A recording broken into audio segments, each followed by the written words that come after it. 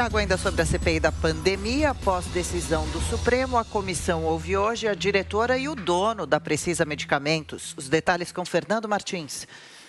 A CPI da Covid, que tramita no Senado Federal, ganhou força após o STF atender pedido da comissão. Isso porque ontem Luiz Fux, presidente da Corte, acolheu parcialmente 2 recursos apresentados, um pela CPI e outro pela defesa de Emanuela Medrades, representante da Precisa Medicamentos, que optou por se calar no depoimento dado nesta terça-feira. A decisão de Fux diz que cabe ao depoente decidir se responder pode ou não incriminá-lo, mantendo o silêncio se quiser. Mas o presidente do STF diz que não há direito absoluto. Sendo assim, a CPI pode avaliar se o depoente abusa do benefício e aplicar as providências que lhe cabe. Isso pode dar novas forças à CPI, como no caso visto ontem. Emanuela Medrades não quis sequer usar o período de 15 minutos iniciais para falar livremente. Somente disse que foi a própria CPI que a tratou como investigada. Quem me tratou primeiro como investigada foi essa CPI, que quebrou os meus sigilos e deixou expresso no requerimento a minha condição de investigada. Eu já prestei depoimento na Polícia Federal sobre os fatos investigados, já entreguei documentos perante as autoridades investigativas, a CGU, a TCU e também a essa CPI, e, portanto, por orientação dos meus advogados, eu vou permanecer em silêncio. Medrades causou irritação entre os senadores ao evitar responder questões que não poderiam comprometê-la. Repete a pergunta para o Brasil entender a resposta da depoente. Olha a pergunta que a incrimina. Vossa Senhoria tem alguma outra atividade profissional?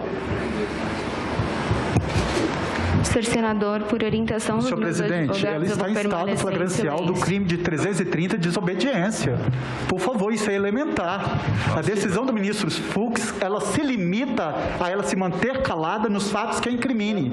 A pergunta é simples. A senadora Simone Tebet, do MDB sul-mato-grossense, lembrou que a CPI pode aplicar os rigores da lei. E a conclusão que o judiciário acaba de dar a nosso favor é que uma pessoa pode ter sigilo quebrado, pode ser considerada, inclusive, investigada perante outro órgão, mas isso não significa que ela tenha que entrar muda e sair calada. Consequentemente, o presidente da CPI tem os poderes investigativos, os poderes de um juiz nesse momento. Com o impasse, o presidente da CPI, Omar Aziz, do PSD amazonense, decidiu suspender a sessão. Houve nova tentativa de ouvir Emanuela à noite, mas o depoimento acabou sendo adiado para hoje, depois de ela dizer estar exausta.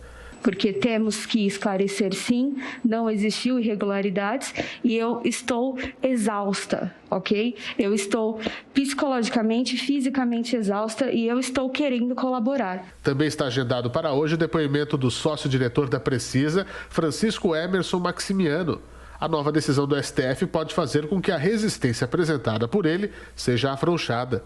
A empresa Precisa Medicamentos é suspeita no processo de compra da vacina indiana Covaxin.